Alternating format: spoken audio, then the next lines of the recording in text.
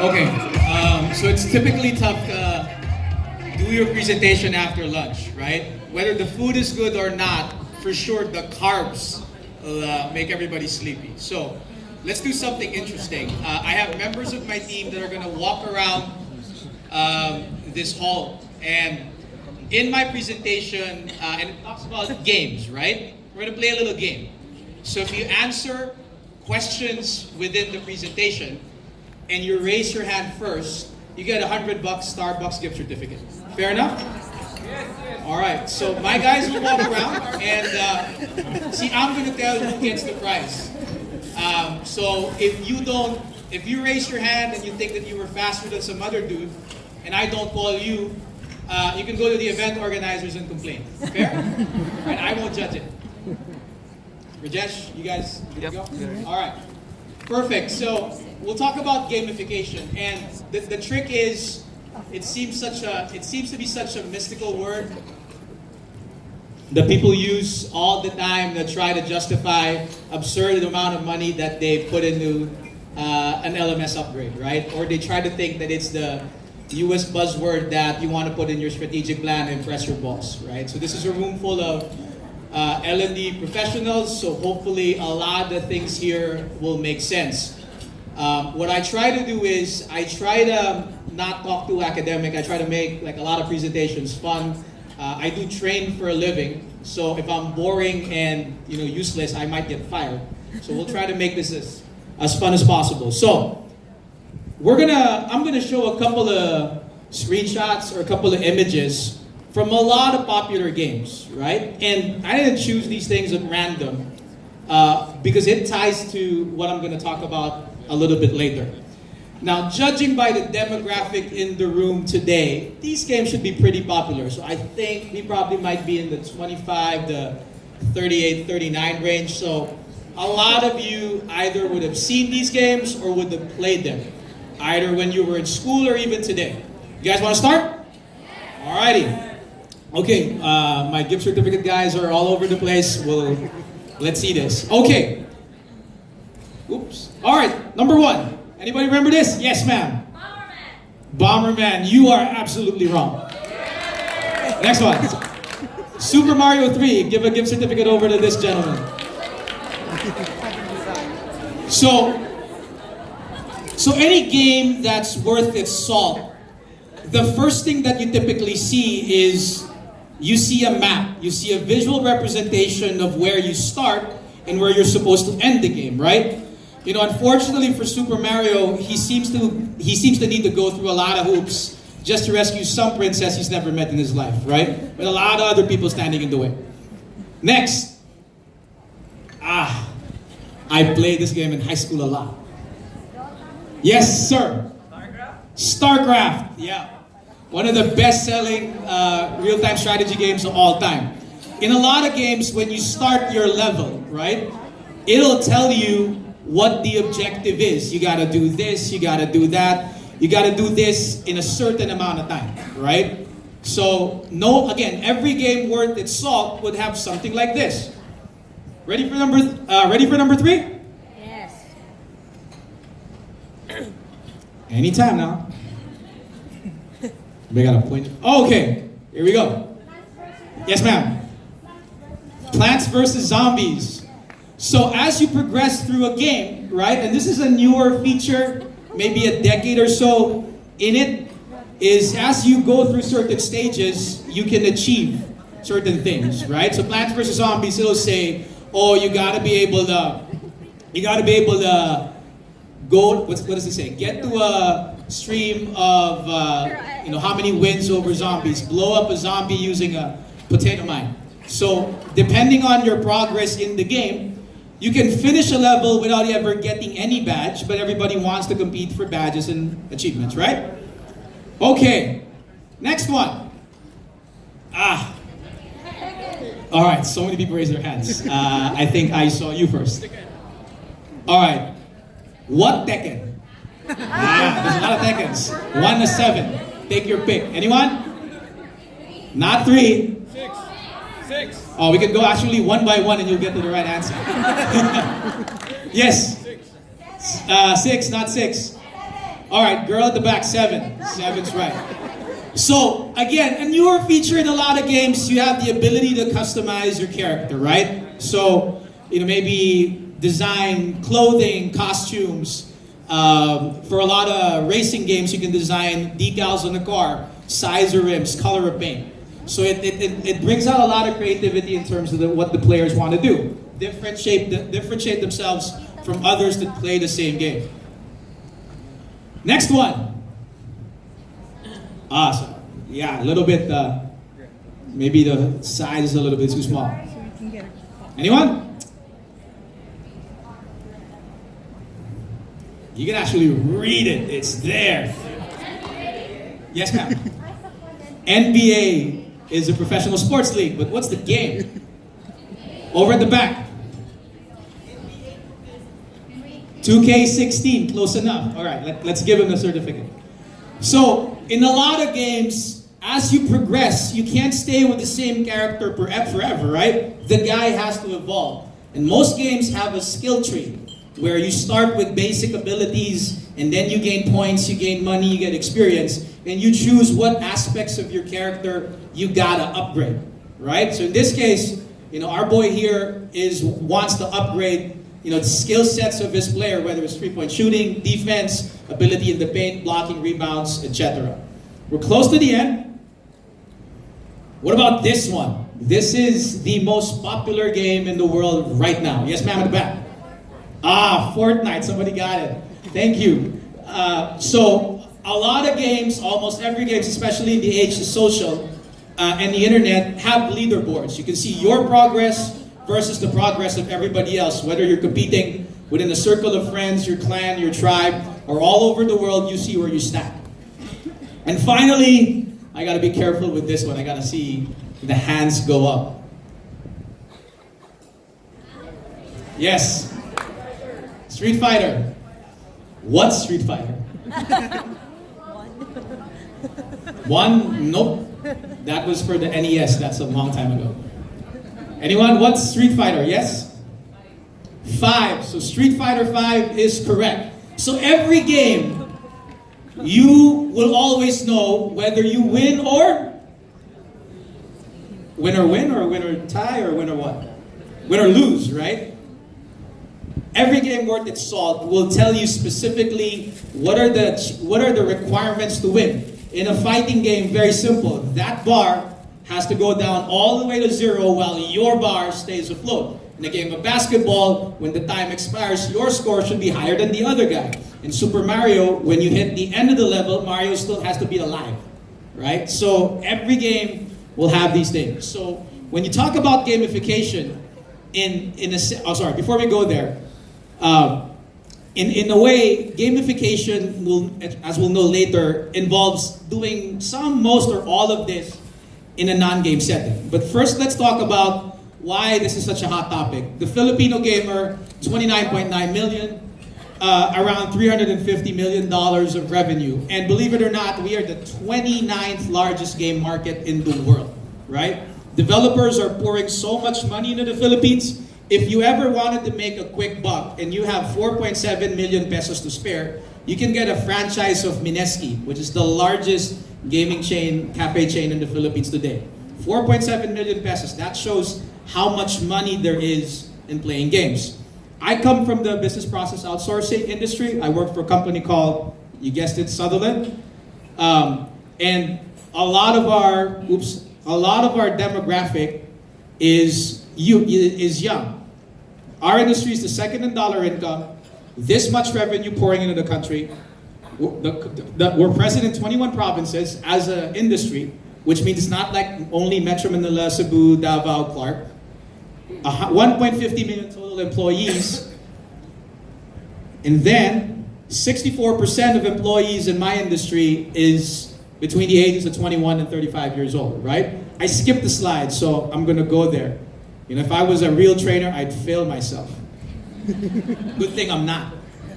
So, Filipino gamer, as you can see, that big chunk that says 24% is 21 to 35 males. And believe it or not, female gamers, 22% play games, right? So it's no longer kind of this male-dominated, nerd-dominated, arena.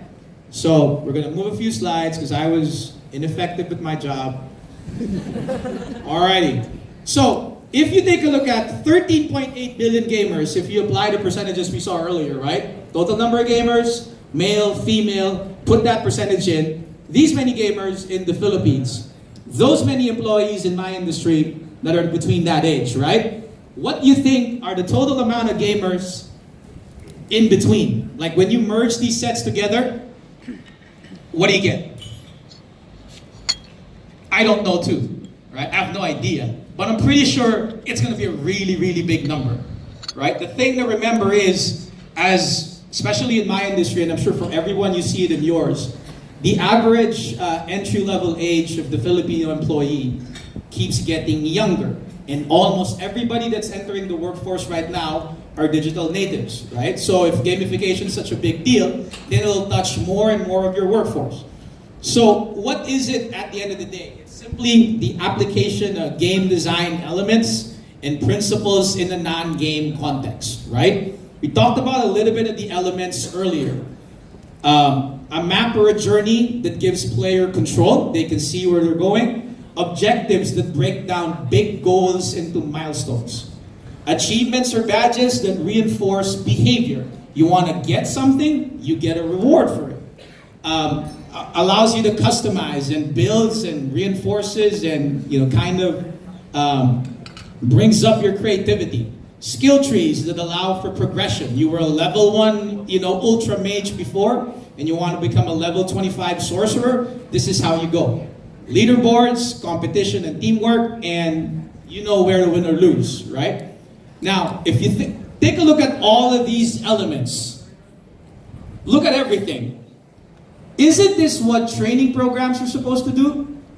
By default, right? Every training program worth its salt, whether you're training technical training, you're doing soft skills, you're training language, or anything else, you gotta have all of these things. At least most of them, right? So gamification ain't a new thing, if you think of it that way. You've always done it, maybe in a way that you haven't realized before. So there's two options that I've at least experienced and I've learned on how to introduce gamification into a training program. The first and most expensive option is to simply implement one or more elements using a technology platform, right? Essentially, buy stuff, right? You go to an event like this, people will sell you all sorts of things, and everybody sells a lot of good stuff, right? You pick one and you integrate everything. Here's a sample of vendors that do it today. And there's a lot of them. A lot of these things will be able to take your existing learning management system and allow APIs of these platforms to latch onto it and then create badges and achievements and points and leaderboards, right? Some of these platforms will allow you to take your existing courseware, organize them into skill trees, and allow people to progress and treat that progression like a quote-unquote game. And there's two platforms here that will literally transform your boring LMS into something that looks like a video game, right? So, great option. Expensive, right? Super expensive. And if you're a small or medium business or a startup, you may not have enough money to be able to pull this off, right? But think about 2 slides ago. Everything that's in the elements of a game are already things that we do today, right? Again, without us maybe realizing it. So, what's the second option? Turn your learning program into the actual game, right? I'm gonna give you a couple examples. Now, I obviously still, hopefully by the end of the day and even tomorrow, an employee of this company. So I can't show you actual examples or else I get fired. So I'll try to give you a flavor of what we've done with gamification by turning the actual learning program into a game, right? A lot of this, again, has already game elements in it. So how do you heighten it and bring it out? So this isn't part of our learning programs at Sutherland, but this is one of my most favorite apps on my phone. My wife speaks very fluent Spanish, right? She's a C1 almost native speaker. And I am in the middle of the second level of Spanish because of Duolingo. So she treats my level of Spanish maybe similar to that of a grade 2 student in Spain, right? So I'm getting there. I'm almost close to where she is. So Duolingo is the perfect gamification application of learning language, right? It gives you currency that you can get after you do all of the exercises. It has a leaderboard, a simple trumpet, dun, dun, dun, dun, dun, right? When you finish a level. It gives you fanfare at the end, so you celebrate and you're happy. The next stage becomes open when you complete the first level. And then obviously you can compete with everything else. So if you look online and you say, hey, what's the best way to learn Arabic or Hebrew or Romanian, Bulgarian? If you want to learn Chinese, go ahead. Use Duolingo. So that's the tip of the day. Now, coming to my company and how we've used a few things. Employee onboarding, typically a very manual process, right? How can you make employee onboarding, which seems so mundane, a gamified experience? Turn it into a journey, right? You can turn your entire employee onboarding experience into a map. Every level of the map, everything that they have to go, getting your HR documents, meeting the HR person, learning about the company, getting your training, turn everything into a level. Give an overview of the level, like we saw in the StarCraft screenshot. Who, what, and how, and when. Who are you supposed to meet? What are you supposed to experience? When is it supposed to happen? Outline objectives, right? Introduce a star or a rating system that determines if the person going through that experience has met the objectives of what that experience is supposed to be. For example, if part of employee onboarding in your organizations is a new employee has to be able to take a couple of courses and then meet individual department heads in that organization, right? Part of the level for taking assessments, right, is obviously how soon can you get it done, how quick can you get it done, how fast can you get it done with minimal retakes. Meeting a level that says you have to meet all of the department heads and introduce yourself and set expectations and have business conversations. You can create a level that says, okay, Toby needs to meet the finance head, the accounting head, the HR head, and the operations head, and Toby has to take selfies of them holding a piece of paper with what they've agreed on as the common business objectives, right? So, and depending on how nice those things are and how it's aligned to the objectives, give 1 star, give 2. Hell, if you want, give me 5 stars, right? So you can make it, you can do something like that. You can blend that experience. They can go through something that's in person. They can watch a couple of videos. They can load up their phone, pull up a couple of courses. And then what we try to do is, especially when you're meeting new people in the org, how do you reinforce the social environment? Take pictures, post it, use QR codes, which is a technology that's often not used today, but it's very effective. So that's a good way of doing that.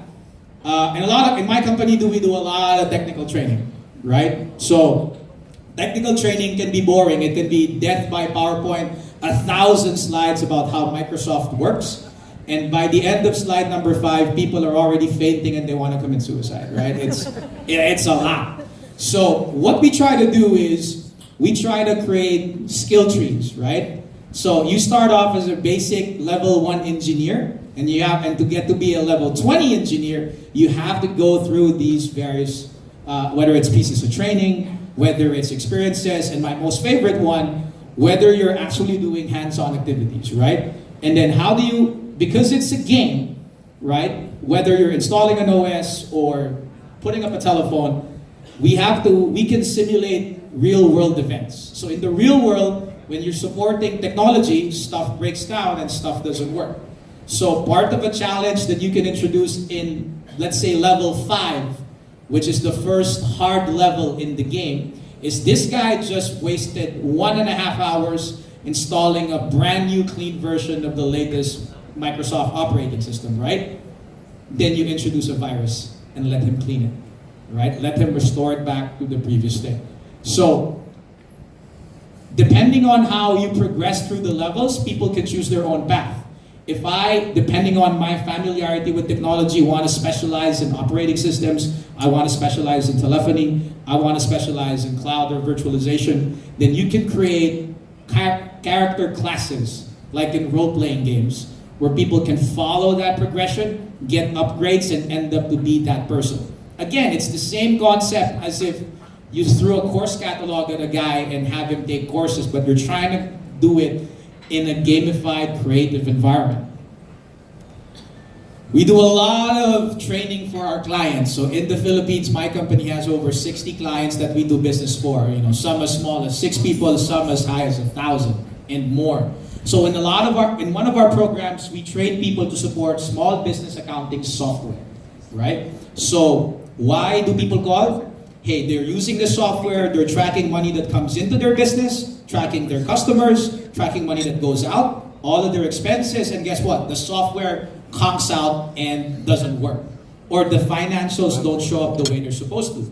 So how do you make agents understand and live the part of that customer? Well, you train them to become small business owners. You give them a pot of money that they can spend. You have them go through every step of that small business journey, from setting up your business, acquiring customers, managing that initial cash flow, showing reports, processing payments to your suppliers, calculating inventory and knowing when to reorder, reviewing your P&L with your boss and doing some reviews and losing customers and winning them back. So that's all part of the game that they have to play. Now, the person who wins the game in the training class is the person who makes the most money in their small business. Now, how do you then train them to respond to things that happen with the accounting software? Then you force them to use the actual software in actual real-world situations. So if you're a business owner and you have $1 million to start your business, then that million is managed through the software, and then you can follow the typical issues that come with using that for running your business. So, use cases to simulate actual customer problems. The last one I want to go through was compliance and risk. Easily, for my money, the most boring training that anybody can ever complete in their life, right? This is a lot of legal jargon, this is a lot of stuff that will make you fall asleep. If you want to fall asleep at night, and you're like me who works nights and has to sleep in the day, read compliance manuals, right? You're done in 5 minutes, you're sleeping already.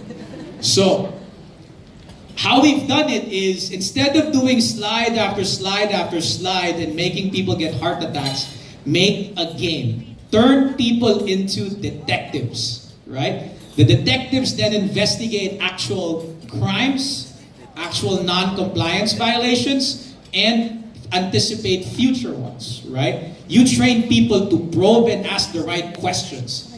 Talk to witnesses, which are in this case people from other departments that you're working with, right? Understand how to spot and document what is evidence or evidence. What's evidence and what's not evidence? What are things that matter in this investigation, what's not? And then be able to draw and defend conclusions, right? So if I'm an entry-level employee or I'm or a part of management and I'm trying to understand, our complicated compliance framework, right? This is a great way to be able to use it, and then before you send them out to the real world completing the training, then give them actual cases that they can draw from. So, again, nothing really fancy, but if you're able to train to turn the training itself into a game, and we'll talk about a couple of best practices later. This one is an interesting thing, and I have one of my colleagues here who runs talent management for the same regions that I do, Asia Pacific and EMEA. Inky, bro, raise your hand, brother. So Inky runs talent management for the 2 regions, right? And one of his core challenges is, in an industry dominated by 21 to 35-year-old young employees, hungry guys, people who want to succeed, how do you spot talent early, right? We have over, I think, 900 supervisor, we call them team manager positions in the Philippines alone. How do you spot people that are ready to step up? So we created a game. It's called Honcho. And this one I can actually show you for real. So this is a game that simulates running a call center or a BPO floor. So if you want to spot people with the ability to multitask, be able to analyze information, make decisions, and see how to apply theory into actual practice, we release this to the general population. We monitor people that succeed and go up and down and perform in the game. Then those people, combined with recommendations and performance, qualify for the next leadership training sessions, right? So, a little bit of a preview. Okie dokie. So we've loaded up the game and hopefully it plays okay. Fantastic. So it's my account, so I suck at the game. That's why I'm not in operations. And we'll see what gets done. So yeah, you have 2 agents. You know, they show the number of employees, the money that the company's made, the leaderboard that's in the company. So I'm 60 points. I really suck at this.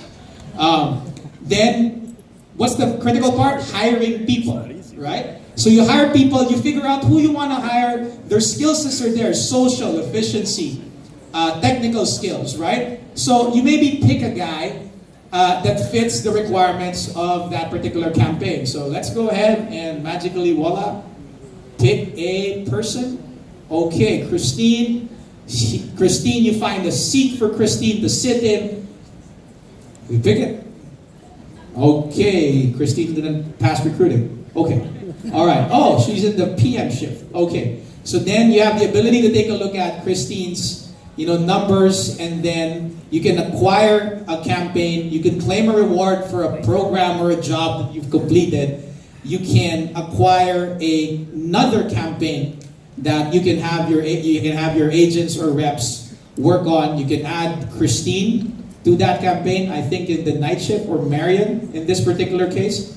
And then you'll be able to add Christine again. So you have 2 agents that are assigned to Griffin. And then depending on what you want to do, you can then let the business be managed. So if you've played games like Farmville, or you played games like I forget what the name of this game where you're a cook in a restaurant, right? It follows the same type of paradigm. Sorry, Dinner Dash, right? Diner Dash. So you can see here things that could go wrong. Some guy could go on AWOL. What do you do? What do you do to do things that motivate employees, right? So for us, we figured this out as, hey, if a lot of our people, sometimes the struggle between agent to supervisor is looking at the big picture, right? Looking at how complicated it is to run an operations business. This just allows us to identify people who may be 1 foot in the door, right? So wrapping up, things to remember. Again, we do all of the gamification elements today, you just don't know it. Gamification doesn't mean e-learning. All of the things that I showed you earlier that we did, a lot of that stuff is a blend of both. You can create a completely analog training program with 0 technology, right? But technology is cool. But immersive doesn't mean technology. You can create dozens of e-learning courses, but if the leveling, the objectives, how to win aren't clear, then people are not going to get invested if you don't study your audience. And finally, try to do what at least we try to do. Design your learning experience with the outcome in mind. Compliance training, the outcome is understand risks to compliance, be able to spot it.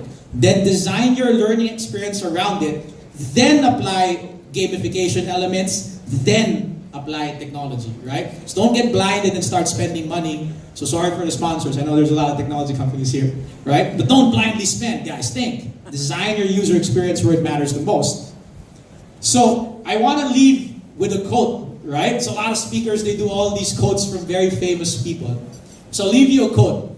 The quote is very simple. Think big and get it done. Right? You guys want to know who the quote is from? The quote is from every dreamer and achiever ever. Right? So if you're a dreamer and achiever, this thing is in your head right now. So think big, get it done. Thank you. All right, folks, think big and get it done. Toby, you have some questions? Go for it. All right. When do we put gamification in the workflow? Or is this just for the work process? Will this not disrupt attention, focus, and productivity? Good. So what we tried to do, so the advice I'll give you is my advice from my own experience, right?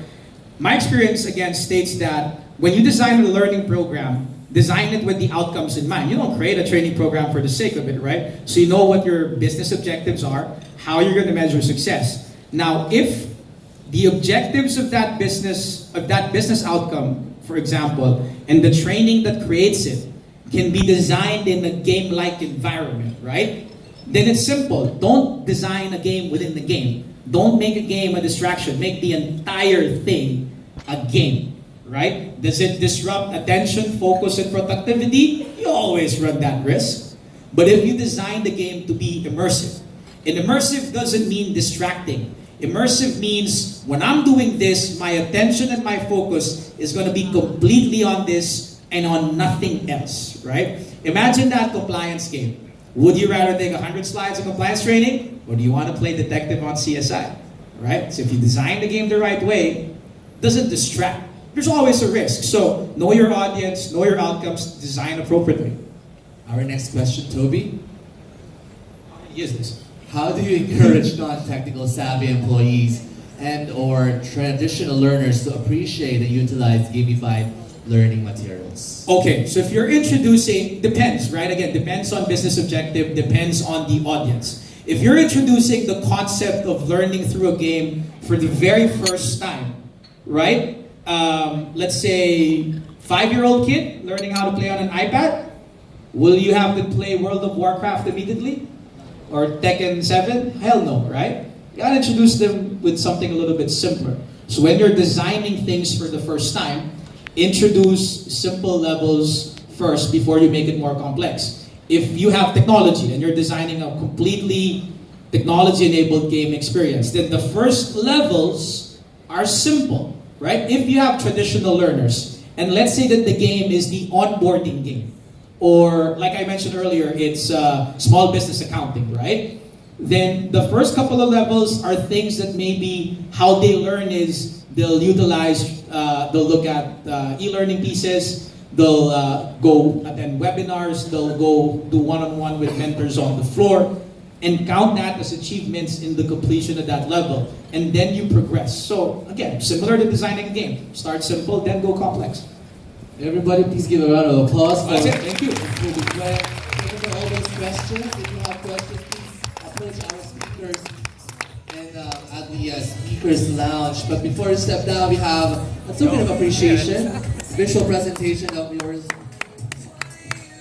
Presentation that you have shared with our delegates. Now, that is courtesy of our visual solutions. All right, those presentations, these things are done live.